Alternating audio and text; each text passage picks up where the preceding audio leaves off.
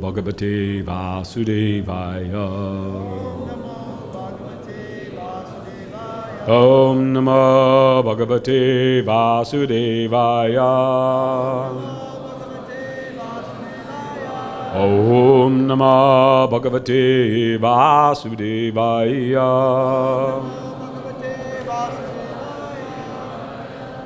So we're reading from the Srimad Bhagavatam, the 6th canto, the 17th chapter, and the texts are 34 and 35. And we have the first of these on the board. Tasya chayam mahabhagas Chitra ketu priyo nuga Sarvatra samadrik shanto Yaham chaiva chuta priyo Tasya chayam mahabhagas Chitra ketu priyo nuga Sarvatra samadrik shanto Yaham chaiva chuta priya. Okay, now I'll just chant the next verse and then we'll do the synonyms. Tasmana vishmaya karya purusheshu mahatmasu mahapurusha bhakteshu Shanteshu samadarshishu. Tasya, of him, the Lord. Cha, and. Ayam, this. Mahabhaga, the most fortunate. Chitraketu, King Chitraketu. Priya, beloved. Anugaha, most obedient servant. Sarvatra, everywhere. Samadrik, sees equally. Shanta, very peaceful. He, indeed. Aham, I. Cha, also. Eva, certainly. Achuta priyaha, very dear to Lord Krishna, who never fails. Tasmat, therefore. Na, no. Vishmayaha, wonder. Karyaha, to be done. Purusheshu, among persons. Mahaatmasu, who are exalted souls. Mahapurusha bhakteshu, devotees of Lord Vishnu. Shanteshu, peaceful. Samadarshishu, equal to everyone. Translation and purport by His Divine Grace, A.C. Bhaktivedanta Swami, Srila Prabhupada. This magnanimous Chitraketu is a dear devotee of the Lord. He is equal to all living entities and is free from attachment and hatred. Similarly, I am also very dear to Lord Narayan. Therefore, no one should be astonished to see the activities of the most exalted devotees of Narayan, for they are free from attachment and envy. They are always peaceful, and they are equal to everyone. Purport. It is said, Vaishnavera kriya mudra vigyeha na bujay.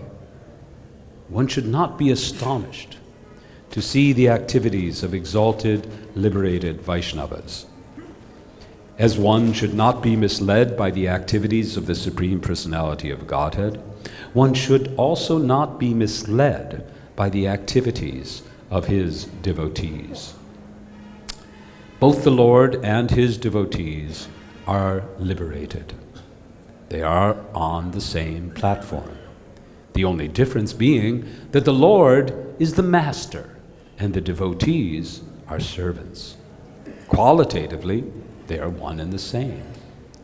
In Bhagavad-Gita 9:29, the Lord says, Samoham sarvabhuteshu na me dveshyo stina priyaha ye bhajanti tu mam bhaktya mai te teshu chapyaham. I envy no one, nor am I partial to anyone. I am equal to all. But whoever renders service unto me in devotion is a friend, is in me, and I am also a friend to him. From this statement by the Supreme Personality of Godhead, it is clear that the devotees of the Lord are always extremely dear to him. In effect, Lord Shiva told Parvati, both Chitraketu and I are always very dear to the Supreme Lord. In other words, both he and I are on the same level as servants of the Lord. We are always friends. And sometimes we enjoy joking words between us. When Chitraketu loudly laughed at my behavior, he did so on friendly terms, and therefore there was no reason to curse him. Thus Lord Shiva tried to convince his wife Parvati that her cursing of Chitraketu was not very sensible. Here is a difference between male and female that exists even in the higher statuses of life. In fact, even between Lord Shiva and his wife. Lord Shiva could understand Chitraketu very nicely, but Parvati could not. Thus, even in the higher statuses of life, there is a difference between the understanding of a male and that of a female. It may be clearly said that the understanding of a woman is always inferior to the understanding of a man. In the Western countries, there is now agitation to the effect that man and woman should be considered equal. But from this verse, it appears that woman is always less intelligent than man. It is clear that Chitraketu wanted to criticize the behavior of his friend, Lord Shiva, because Lord Shiva was sitting with his wife on his lap. Then, too, Lord Shiva wanted to criticize Chitraketu for externally posing as a great devotee, but being interested in enjoying with the Vidyadhari women. These were all friendly jokes. There was nothing serious for which Chitraketu should have been cursed by Parvati. Upon hearing the instructions of Lord Shiva, Parvati must have been very much ashamed for cursing Chitraketu to become a demon. Mother Parvati could not appreciate Chitraketu's position, and therefore she cursed him. But when she understood the instructions of Lord Shiva, she was ashamed.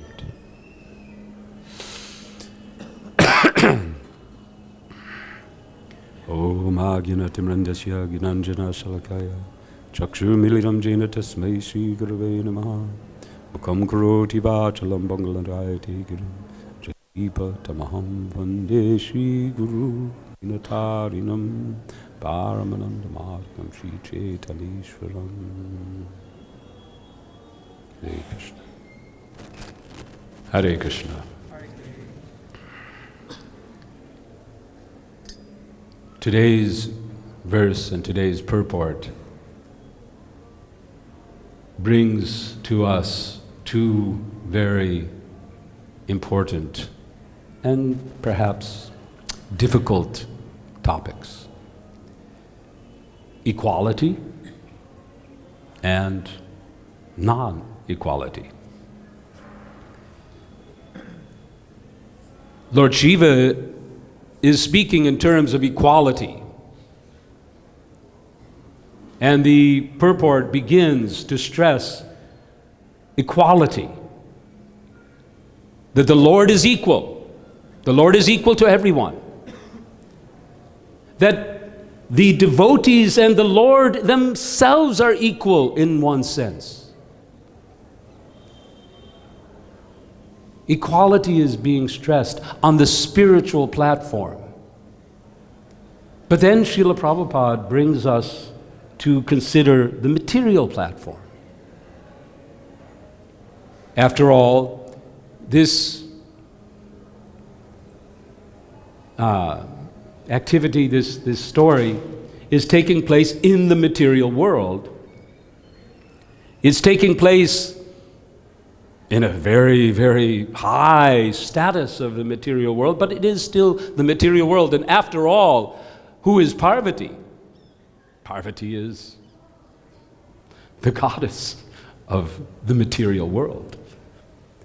So Srila Prabhupada is pointing out that in the material world, there are unequal situations.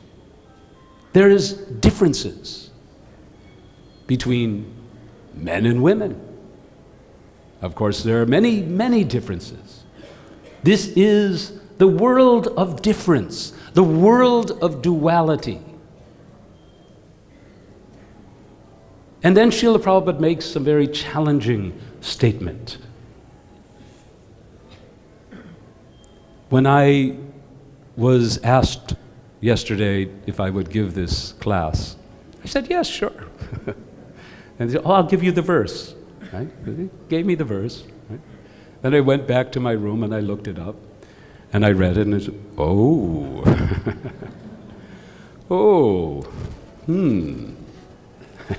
this is a little challenging here. Of course, I could avoid the topic. There's enough in this purport to talk about without addressing this sentence about intelligence of men and women. I could do that. But I thought, let me try. Let me try. And I beg you all, Vaishnavas, Vaishnavis, to please forgive me if I make any offense or I say anything that disturbs anyone. And particularly I beg that I may say something that Srila Prabhupada will approve, that he will bless. So I thought that to approach this topic, the first thing to do is to make sure we know where Srila Prabhupada is speaking from. Why should he say anything in this regards? Why should he bring up the topic at all? He brings it up in a context. The context is, in the Western countries, there is now agitation to the effect that man and woman should be considered equal. So why is Srila Prabhupada concerned? Srila Prabhupada has so many qualities, but the one quality that we all relish and appreciate and have just given our hearts to is his love, his compassion. Srila Prabhupada is speaking from compassion and love for the vulnerable people of society especially. Now, I think there is not so much argument, even amongst those who speak in terms of, well, we need more equality between the sexes, that there is a certain definite degree of vulnerability amongst the female society. Women, statistically, by nature, are more vulnerable. They need more protection. If they are to do what nature has given them alone to do. They alone. There is one aspect of men and women that no one can argue with. Only women can be mothers. I might want to be a mother. Perhaps I'd really like it. And I think some people have even tried, right? They've tried to put together an egg from a woman, because men don't produce eggs, all right? They just don't. We make something else. That just is nature. So for women to play their part in society as mothers, they require protection. We know that Arjuna, on the battlefield, he became so anxious that he lost his composure. You can imagine. I mean, there are not many material examples today of people of the stature of Arjuna. Take, say, Muhammad Ali with the Terminator. You know, I mean, this is a man of such power, such courage, and yet he became overwhelmed, considering what would happen to the women and the children if this war takes place. So Srila Prabhupada, we first should understand, Srila Prabhupada is speaking, his intention, his goal in bringing up this topic here and in other places was not to denigrate women in any way. Hare Krishna, Hare Krishna.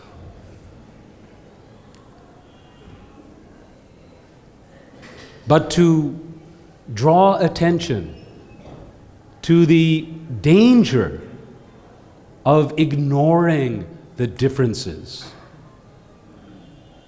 of not appreciating the differences, of trying to force some artificial equality that helps neither men or women. So that was my first consideration as we approach this topic. Let us try to, first of all, make sure that we appreciate Srila Prabhupada's intention, why he is speaking about this topic at all. But next we have to come to grips with the topic. What does he mean? What does he mean when he says this? Now some, when they approach this topic, feel like, well, when Prabhupada says women are less intelligent than men, it's from some cultural background or some... after all, he grew up in it wasn't Victorian, but it was, just the cusp of modern society coming in. He might have just, inculcated different values that are now coming out. This would be, I feel personally, would be very dangerous to try to interpret Srila Prabhupada's words here as being somehow culturally skewed. On the other hand, it is also equally dangerous to take these statements out of the context of his other statements, and especially to take it out of the context of his actions. How he applied his teachings in his own life.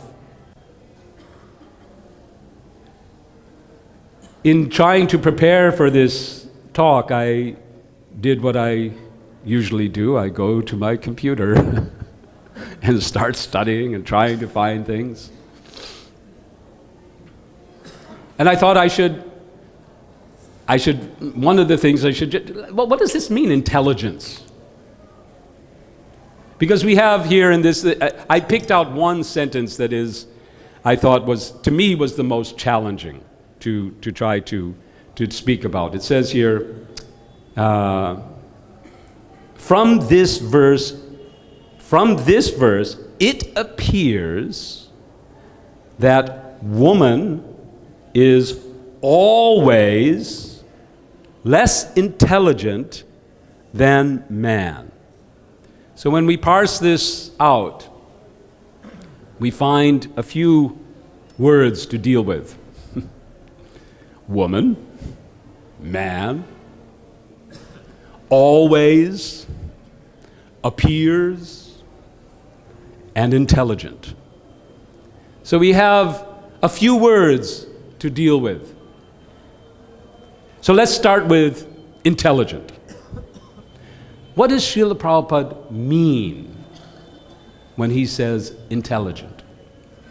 Now there is a dictionary definition of intelligent. I looked it up. And I'm sure there are a number. And in fact, in my little study, I found that the word has many meanings and means different things in different contexts. But the general sense of it is the ability to acquire knowledge and to apply it. The ability to acquire some knowledge and to apply it. In this situation here, Srila Prabhupada is pointing out that Parvati has not applied the right knowledge. She's lacking, or at least, of course, we know from the past purports and description of this pastime that this is all being arranged by Krishna. But in any case, examples are there, lessons are there. So, in this particular lesson, we see that Parvati has not applied the knowledge that Lord Shiva has expressed. She's not applied the understanding of the nature of devotees. She has considered, instead of considering devotees equally, she has discriminated in looking at Lord Shiva and this Chitraketu and not appreciating their equality as devotees, their relationship. She focuses on the behavior of Chitraketu and finds it offensive.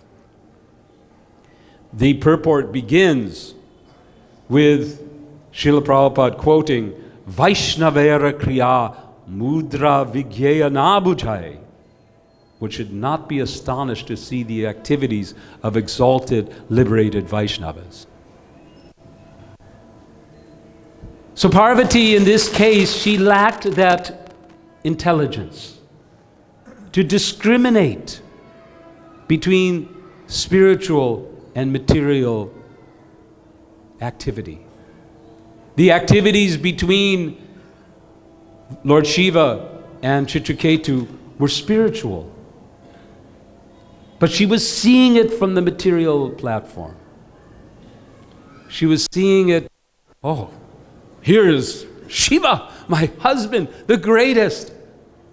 And here is Chitraketu criticizing for me sitting. This is Intolerable.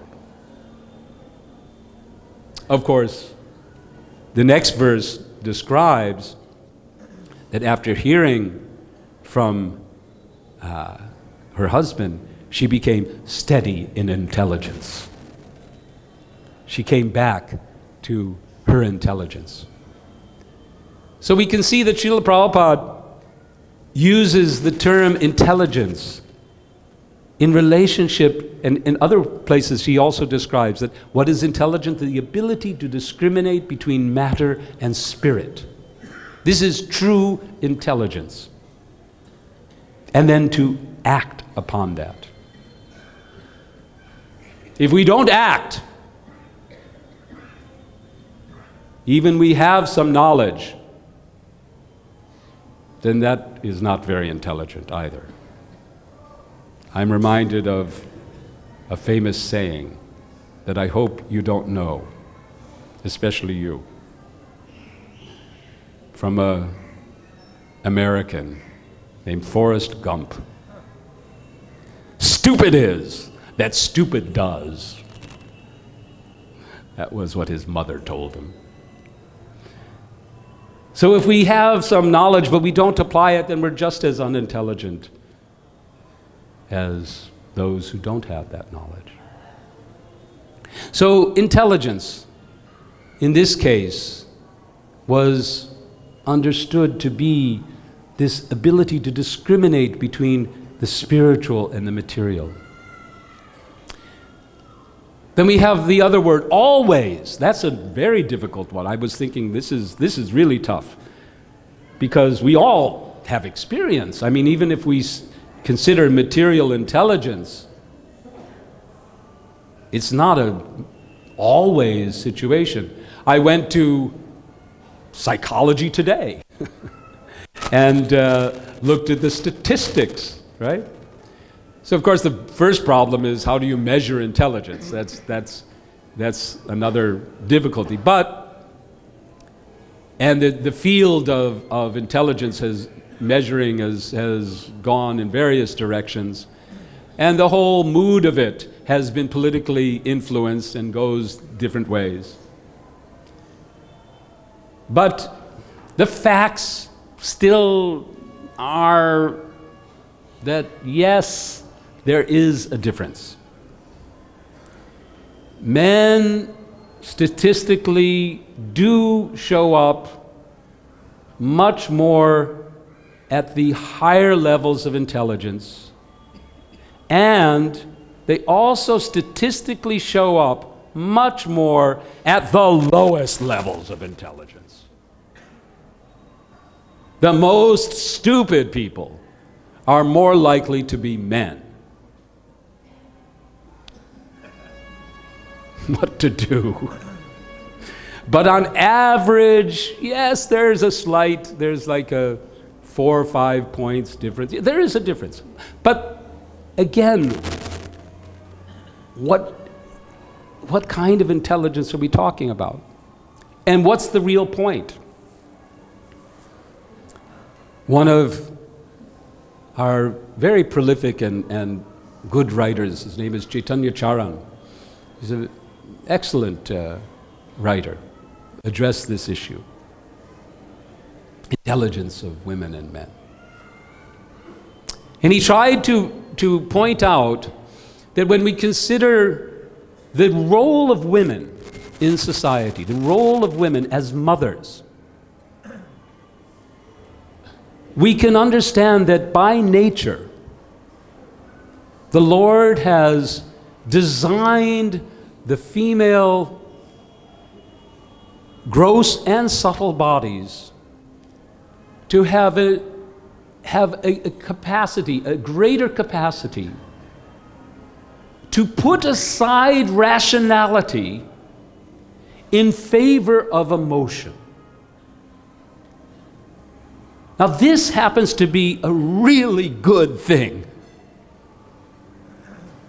You can imagine if mothers were just always rational with their children and not willing to Just forget about their rascal nature and love them unconditionally, it would not be so healthy. Children would not receive that unconditional love that women are capable, more capable of giving than men.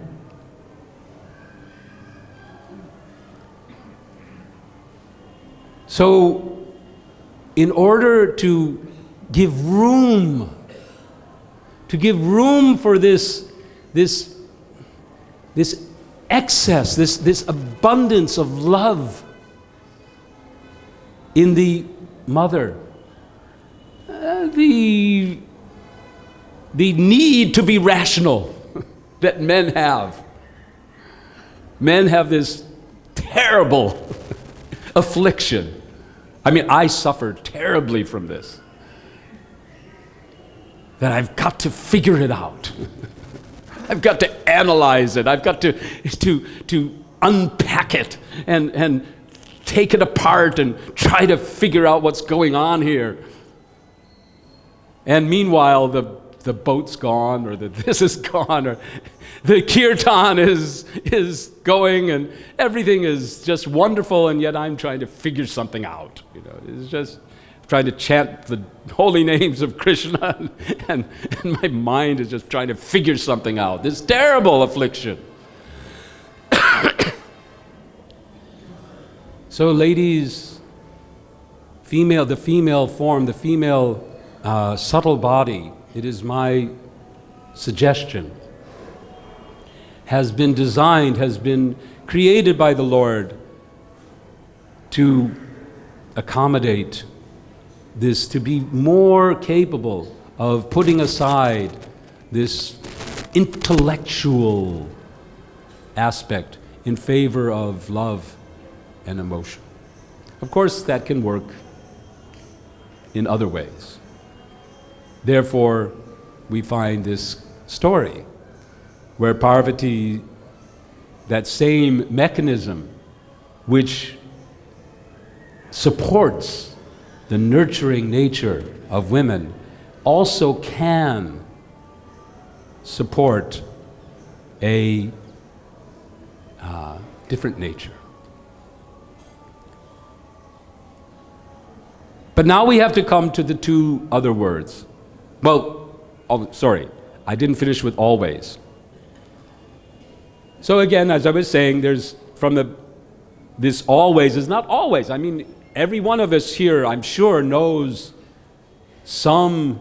at least some time, even if you feel I'm more intelligent than any women I know, okay, but I'm sure at least there's been one time in your life that a woman was more intelligent than you. At least. So how can it be always? So then I was trying to think about this word always and how Srila Prabhupada is using it. First of all, he's using it in this context, that he's trying to show that this is not just, this difference between men and women is not just in this society, this world that we experience, it's in the universe. It's in the whole universe. It's not just in our realm. But then I felt that's not fully satisfying. And I did more research. How does Srila Prabhupada use the term always? And on occasion, of course, mostly it is used in very, very absolute terms. Like, Krishna always loves you. That is always. Krishna always loves you. There's no exception. No exception. No even exception that proves the rule. No, there's no exception. Krishna always loves you, everybody.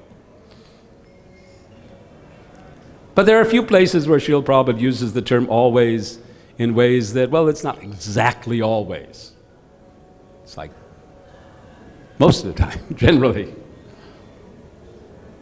And I thought of another word that Prabhupada uses that is similar. Immediately. Many times we come across this word in, especially in the Nectar of Devotion and other places where the effects of chanting the holy name are described. And Prabhupada says, immediately. One feels great happiness. One's immediately. And we all, I think, have the experience that sometimes when we chant the holy names, we don't immediately feel ecstatic bliss. Srila Prabhupada actually explains this in the Nectar of Devotion. He explains that, yes, it appears that sometimes the statements of the Shastra may appear to be exaggerations. But they're given because they do, at least one person, if not many, have experienced this immediate effect, or whatever is described. So we can take it, and it is my suggestion, and I hope and pray that I am within the bounds of fidelity to my spiritual master, Srila Prabhupada. That his use of language was more that of an artist than that of a lawyer. That he used language sometimes with broad brush strokes, not always thinking or trying to be precise as possible. To give a message. And if nothing else,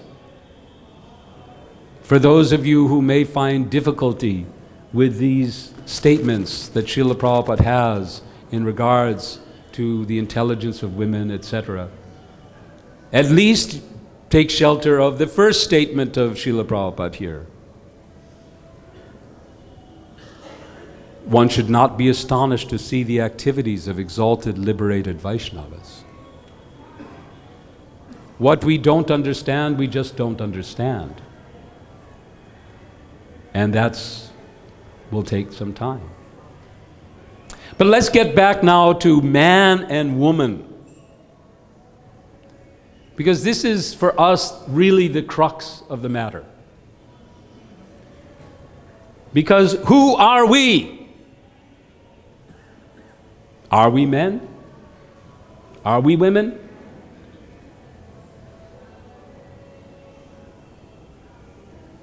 What do you think?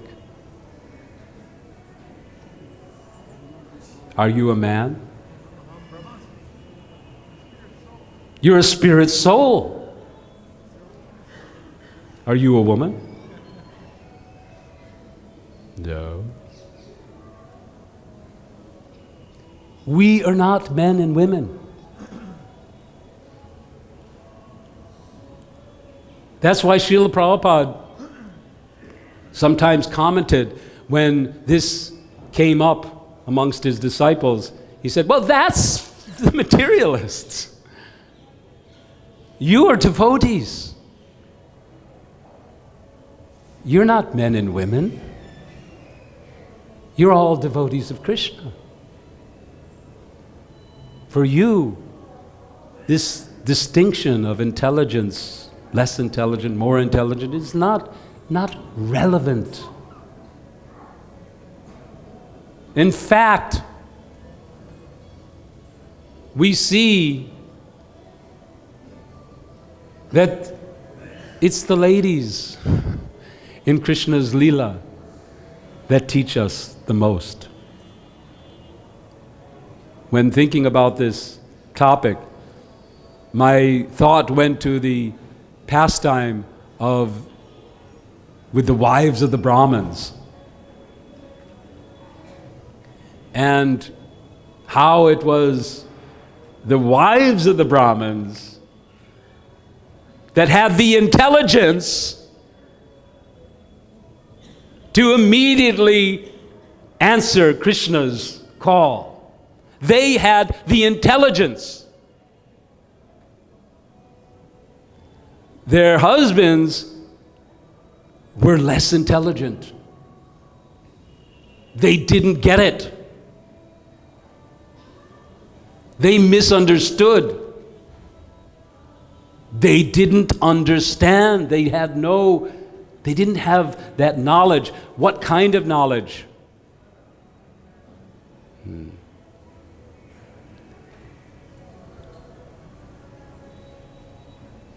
Janma karma chame divyam evam yo vedi tatvataha.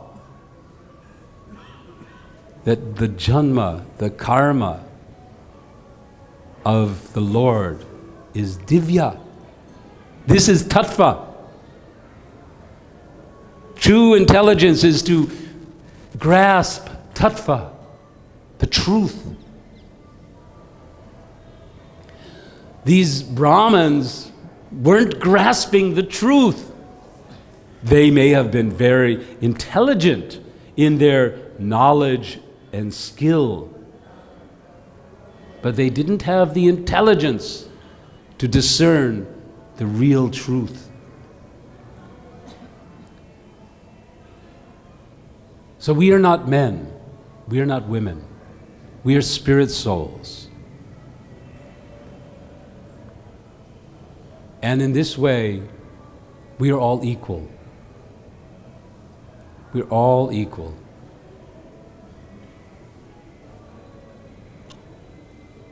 All servants of the Supreme Personality of Godhead. For the sake of society, for the sake of this hell-bound civilization that we are called to serve with the deliverance of the message of Krishna, we may sometimes need to bring attention to the misguided direction of so-called gender equality.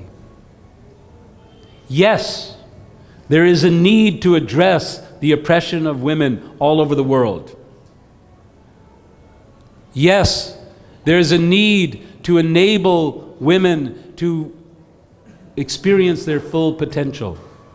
But no, we should not deny the natural differences and thus set the stage. This was Srila Prabhupada's vision.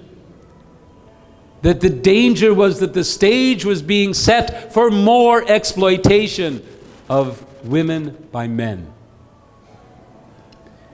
I asked one of my god sisters to advise me today on this topic.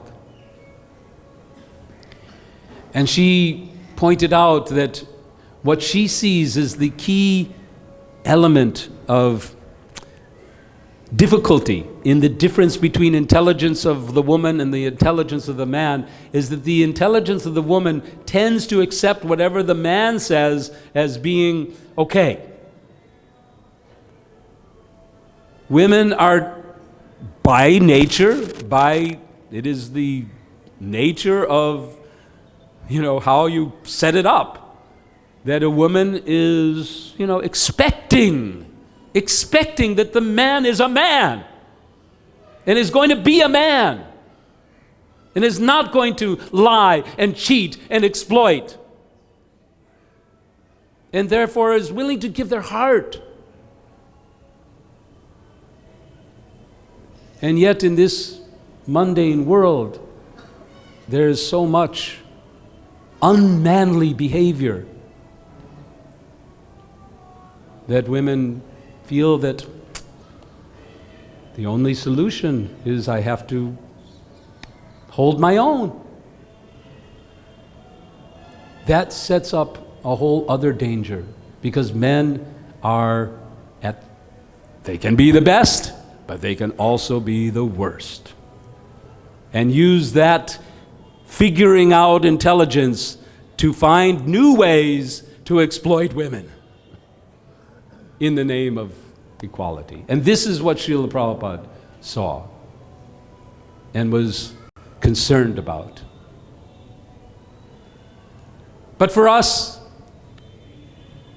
our danger is that we see each other on this male-female platform, and that we don't appreciate our equality as spirit souls, as servants, as parts and parcels of the Supreme Personality of Godhead, who sees us all equally and loves us all unconditionally.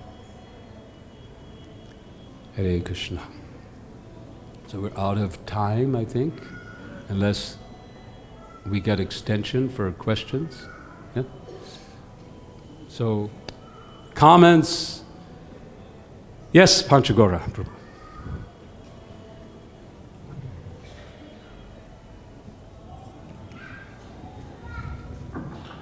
It was stated devotees are free from attachment and envy, always peaceful and equal to everyone. And Prabhupada describing this attachment or envy like a bodily concept or nationalistic spirit or something, because he was concerned with so many multicultures, you know, I'm white, I'm black, or I'm American, I'm Indian. And that envy may extend to also male, female. So I think his basic focus was to get us off the bodily platform. That's right. As you were saying. And when a devotee, although supposed to always be peaceful, becomes angry or disturbed, is that considered that we haven't come to that level of being free of attachment and envy? Well, as the verse points out, it is not, at least my business, to analyze the behavior of a devotee. But if we see in ourselves, we can look in ourselves, where is this anger coming from? If we see anger arising in our hearts, then we have to look to see why. Why are we becoming angry? What are we angry about? Is it at all related to the service of Krishna? Or is it simply because of my pride, my ego?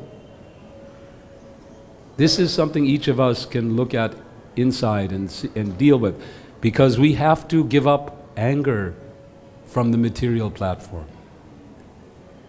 There may be anger on this spiritual platform, so I cannot say about any devotee's anger, but I can see in myself. I'm sure all of you have had this experience. Someone says something, right? And you say, no, that's not right. Wait a minute, no, I didn't do that. And what starts happening? I remember one time, something like this happened, and it wasn't, I heard that somebody said something. It wasn't that they said it to me. I'd heard that they said this, and this about me. And then I was going towards to catch a train, I think. And I was sitting trying to chant japa, and what was in my mind? Oh no, that was not right. And I thought, wait a minute. This is not. Stop. Just stop. Just stop. Put it aside. Remember who you are. Remember who you are. in just a tiny part of Krishna. And remember that Krishna always loves you. Doesn't matter whatever anybody else says. You have a friend. You have a friend who will never, never, never, never, never. This is real always. Krishna will never fail you. He is there.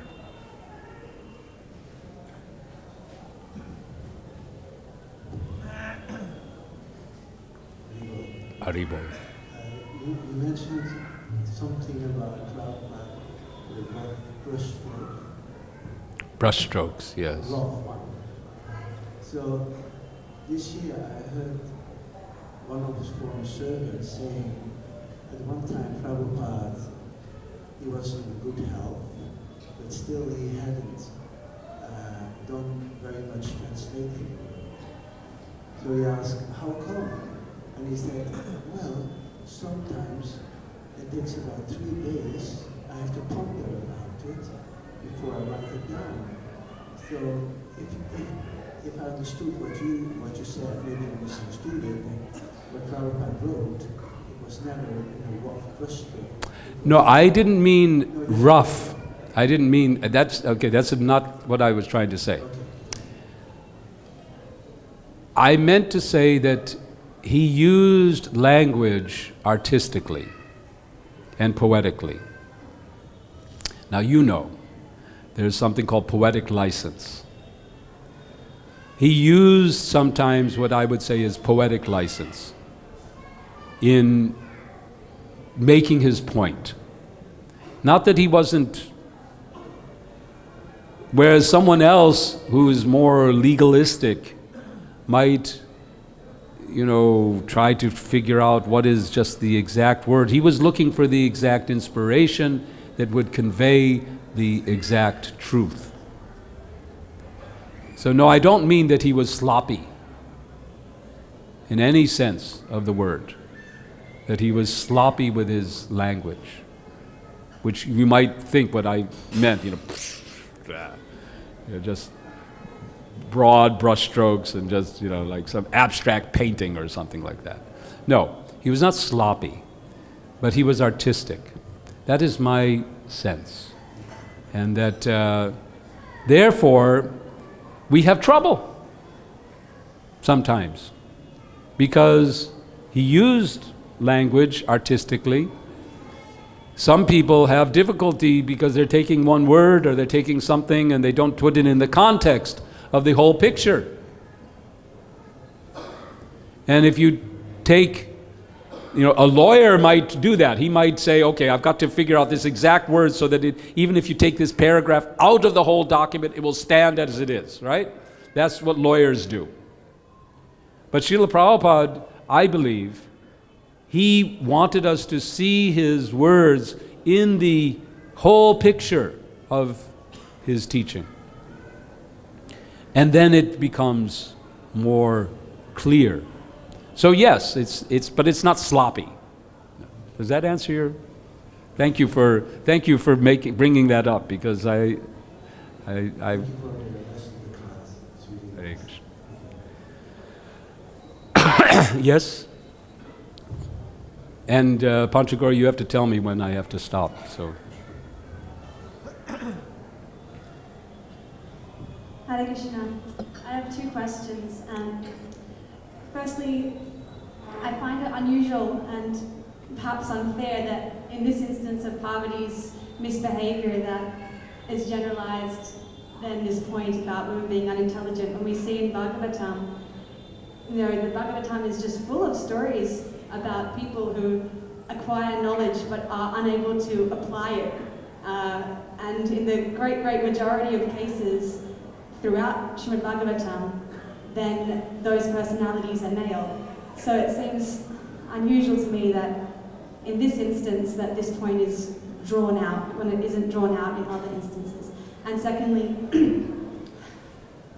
I'm not sure if the Hindi Bhagavatam class is on the same verse as us, but for me, personally, I find it concerning that it's such a sensitive subject matter that, inspire such a balanced approach as you provided is been given by somebody that's written a book, Women, Masters and Mothers, which is currently banned for sale in ISKCON. And I just think maybe a more sensitive approach is needed across both Hindi and English speakers on this subject. Hare Krishna. On your second question, I really have no comment. I do hope that this topic does receive more dialogue. I'm personally going through this book, which has been retitled, by the way, as Women, Masters and Mothers, or Mothers and Masters, actually. Women, Mothers and Masters. And I'm going through it, and I've spoken to the author about having a dialogue. But, and I feel, dialogue is needed. That's one thing. But I can't comment further on, anything else about that. But in regards to why Srila Prabhupada has taken this opportunity to call attention to this issue, because it presents itself. The fact that men behave stupidly is just known to everybody. I mean, everyone knows that men can be very stupid. I mean, you don't have to point it out. It's just a known fact. Here, and it's expected. I mean, and the way they behave stupidly is also exemplified by one of the recurring characters in the Srimad Bhagavatam. Our favorite Lord Indra. I mean, who could be... Look at what he does. It's, and of course, there's so many things that tie in with that. So I don't think that the Bhagavatam and Srila Prabhupada hesitates to call out the men again and again. I think he does. But he takes this opportunity, probably a lot more than women. I mean, the women who appear in Bhagavatam generally are appearing because of their very elevated character. Devahuti. I mean, Devahuti, you talk about less intelligent. Who does Kapila speak Sankhya philosophy? I mean, I don't understand Sankhya philosophy, practically. I mean, we have PhDs studying Sankhya philosophy. And who did Kardama Muni present Sankhya philosophy to? Devahuti, a woman. Of course, she does say something about it. She says, she's very humble about it. Queen Kunti is also very humble, although her prayers are beyond just so transcendental. So, but here, this is one instance where there's an opportunity. That's what I see. That Prabhupada had the opportunity to bring out this point. And it is a point that, like it or not, Srila Prabhupada spoke about. He felt, and this is one of our challenges as a society. Here we are, we can nurture our devotional life amongst each other as devotees. And we can do this and keep doing this, and we should keep doing this. But we also have a role to play in the broader society. And that role is somewhat revolutionary. It is a revolutionary role. And it involves the development of a social structure which on the surface appears to be the exact opposite of what the world needs. Varnas. What's that? Castes. Women's roles. This all appears to be, practically speaking, the opposite of what the world needs. The world appears to need just more unity, give up the designations. And yes, that is needed. That has to be the first step. Because if we don't become human beings, then we can't have human society. When we talk about implementing social roles, varnashram or male and female, grihastha ashrams, etc., when we talk about all of these things that are meant to design for a natural, peaceful, and progressive human society, we begin by being human beings. We have to start by being human beings. And if you study the qualities of a human being that are described by Narada Muni when he begins to discuss varnashram, he begins by deliberating or describing, delineating, what are the qualities of a human? And one of those qualities is to be able to see each other as spiritual beings. If we don't do that, if we remain in this material designation, whether it is man or woman or black or white or Indian or American or young or old even, then we will be animals. Like the monkeys we see around here who grab their harem and fight off the rest because they're top dog, top monkey, and chalk out their territory. This is my territory. So we have to begin by being human, seeing each other as spiritual, as spirit souls, seeing ourselves as spirit souls. So that's why I think that Srila Prabhupada took this opportunity. Does that answer your question? Okay. Hare Krishna, I think we have to end. Hari Bol. Thank you very much. Hari Bol.